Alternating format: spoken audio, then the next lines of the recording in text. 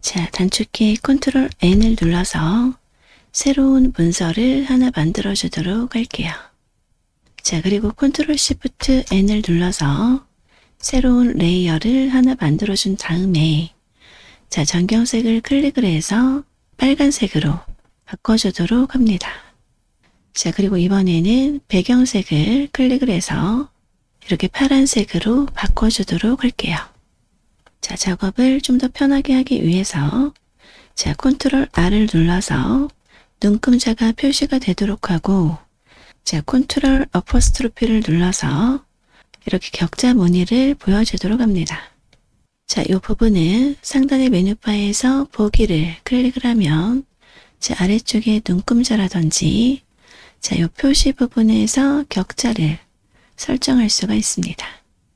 자, 이렇게 눈금자에서 가이드라인을 빼서 중앙을 맞춰주도록 할게요.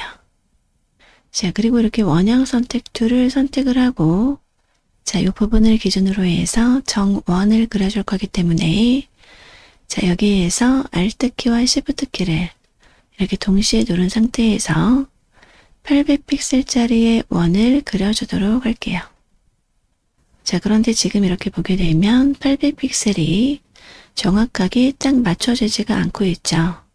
자, 이럴 경우에는 자, 상단의 메뉴바에서 보기를 클릭을 하고 자, 아래쪽에 스냅을 해제를 해줍니다. 자, 그리고 나서 다시 자, Alt키와 Shift키를 누른 상태에서 800픽셀을 맞춰주도록 하겠습니다. 자, 이 상태에서 Alt 딜리트 키를 눌러서 이렇게 빨간색으로 칠해주도록 합니다. 자, 그리고 컨트롤 D를 눌러서 선택 영역은 풀어주도록 하고요.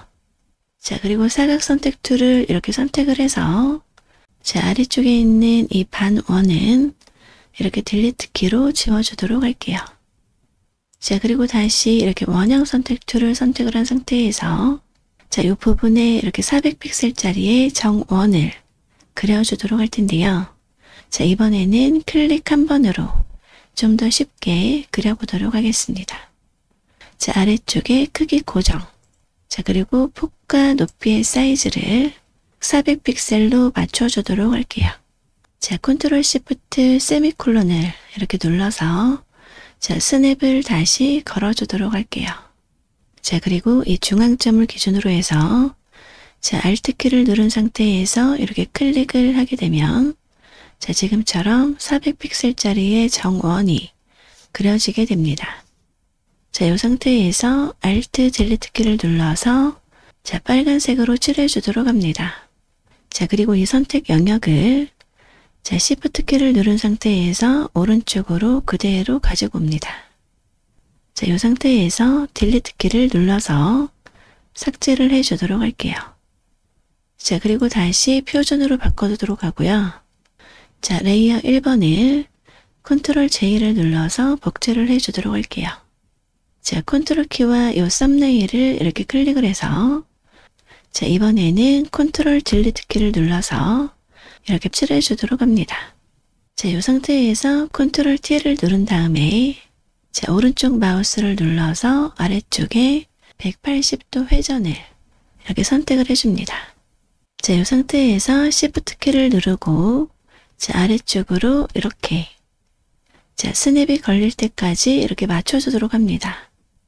자, 그리고 엔터 키를 누르고 컨트롤 D를 눌러서 자, 선택 영역을 해제를 해주도록 합니다. 자, 그러면 지금처럼 이렇게 깔끔하게 태극기의 태극 문양이 그려지는 것을 확인할 수가 있습니다.